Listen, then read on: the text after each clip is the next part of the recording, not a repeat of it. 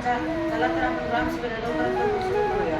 ग्रामसभेच्या अजेंड्यानुसार प्रत्यक्ष चर्चा सुरू करूया. कोणाला प्रश्न असतील तर चालू. अहो सरपंच, आपल्या गावात एकदा रस्ता नाही आणि जो रस्ते त्यात खूप खड्डे. पावसाळा झाला की त्यात चिखल येतो आणि लोकांची बाहेर त्यात अडकून बसतात. शाळकरी पोरं रस्त्यावर पडतात आणि कुणाला जर दवाखान्यात जायचं असेल तर त्याची पण सोय नाही आपल्या गावामध्ये. आणि शेतकरीचा भाजीपाला बाजारात नीट पोचत नाही, वेळेवर पोचत नाही. मागच्या ग्रामसभेमध्ये आपले ठरले होते की यावर्षी गावात पक्का रस्ता बनणार, पण तसं काही झालंच नाही. त्याबद्दल तुम्ही काय म्हणता?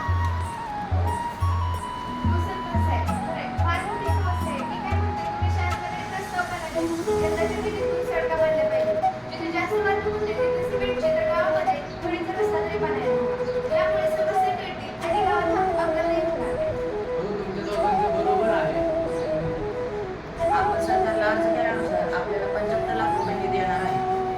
आपल्याला 75 लाख रुपये निधी येणार आहे. त्या निधीमधनं आपण जिथे जास्त वाहतूक होते, जिथं भाजीपाल्याचे किंवा ऊसाची जास्त वाहतूक होते, तिथं आपण सिमेंटचे किंवा डांबरीचे रस्ते बनवून घेऊयात व जिथं गावातले छोटे छोटे रस्ते आले तिथं आपण दगडी रस्ते किंवा कचकडीचे रस्ते बनवून घेऊयात. म्हणजे आपल्या अपघात पण टाळतील व गावामध्ये नीट प्रवासाची सोय पण होईल. आणखी पुढं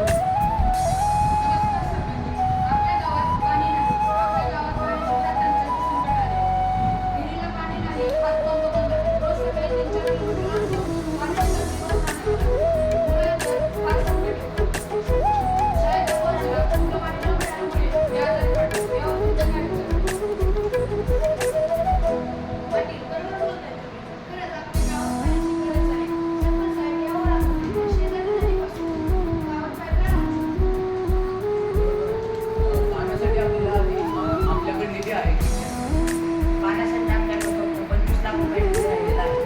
आपल्याकडे फक्त 25 लाख रुपये निधी राहिलेला आहे. त्यात आपण सध्याला तरी काम सुरू करूया. नदी 2-2.5 किलोमीटर दूरवर असल्यामुळे आपल्याला थोडा आणखी निधी लागेल की 1-2 महिन्यामध्ये राज्य सरकारकडून अजून 50 ते 75 लाख रुपये येणार आहे. त्यात आपण काम हे 2-3 महिन्यात पूर्ण करून घेऊया. म्हणजे सर्वांना स्वच्छ व नीट पाणी भेटेल व कुठेही पाण्याची कमतरता होणार नाही.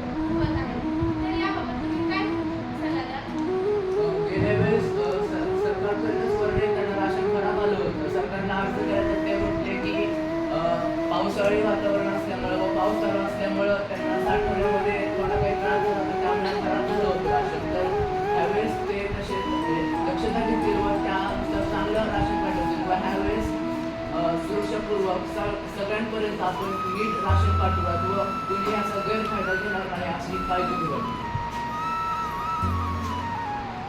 पुढे आणखी कोणाला काही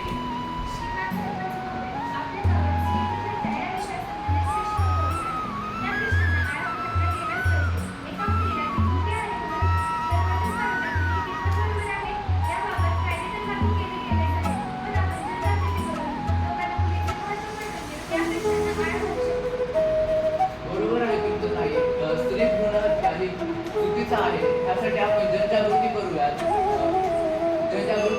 त्यासाठी आपण रॅलीज काढूयात आणि गावामध्ये सगळ्यांनी जर सहानुभूतीने जर बघितलं तर हे चुकीचं आहे आणि हे टाळण्याचा प्रयत्न करावा आणि सर्वांनी एकत्र येऊन सगळ्यांना सांगावं की सगळ्यांनी महत्त्व पटवून द्यावं आणि आपण हे टाळूया.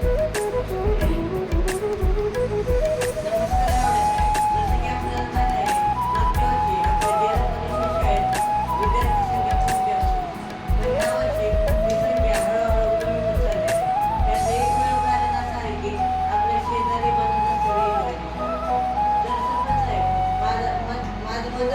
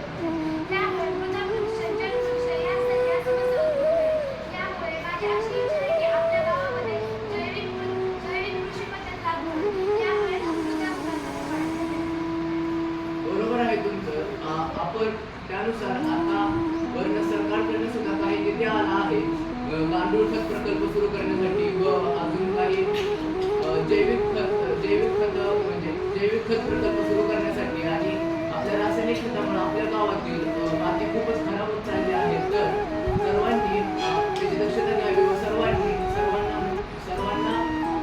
जैविक खत हे वाटले जाईल गावामध्ये. तर त्यानुसार आपण आपल्या शेतामध्ये जैविक खताचा वापर सुरू करावा. विनंती. पुढचा आपण काही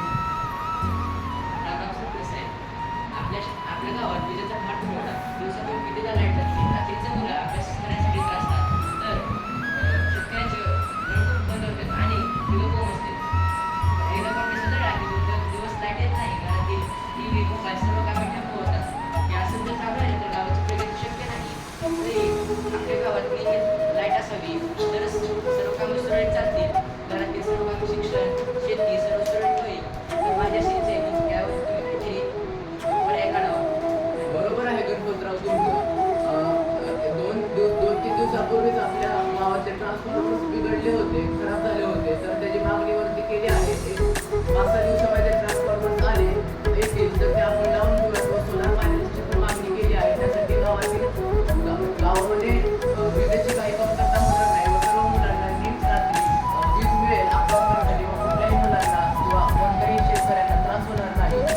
तर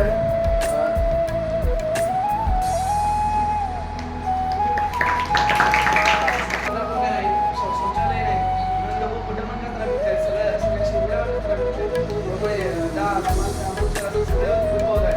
त्यामुळे ते शेतकरी गरीब आहेत. खूप आजारी पडणार आहेत. काय करणार तर त्यांच्याकडे पैसा नाही म्हणून आपण त्याच्यावर काही उपाय काढावा हे आपल्याला विनंती करतो.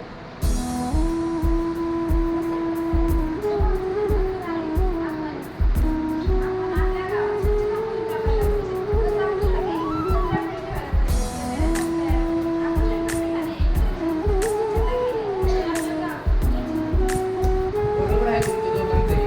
कचरा पेटीच्या मागण्या 1-2 आठवड्यापूर्वीच गेलेल्या आहेत. फक्त काही अडचण असल्यामुळे त्या अजून आल्या नाहीत. अजून 1-2 दिवसामध्ये ते येऊन जातील. तर जागोजागी आपण कचरा पेटी लावूयात आणि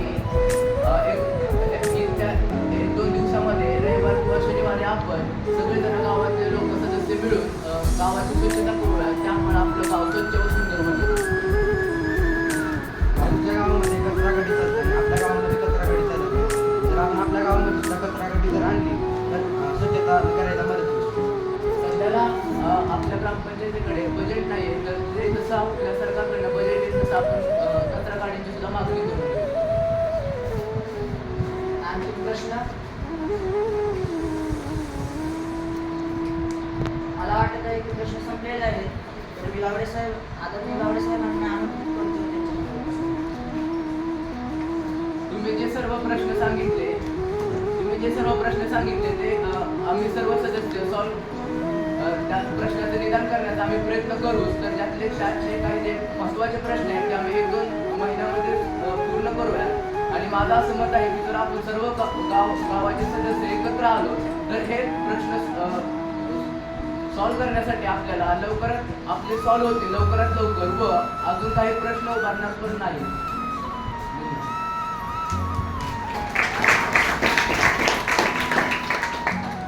यानंतर मी आपल्या गावाचे उपसरपंच विजय साहेबांना त्यांच्याकडून याच्यासोबत आमंत्रित करतो.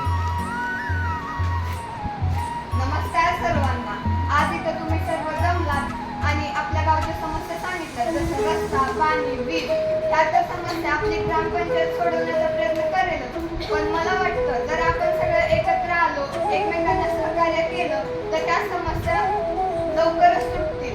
आणि आज मला एक गोष्ट चांगली वाटली की सगळ्या गावकऱ्यांनी आज निडरपणे आपल्या गावाच्या समस्या या ग्रामसभेत मांडल्या आणि सर्वजण इथं मोठ्या संख्येत या ग्रामसभेत उपस्थित राहिला त्याबद्दल तुमच्या सर्वांचे ग्रामपंचायतीकडून मी आभार मानतो. त्याचबरोबर इथे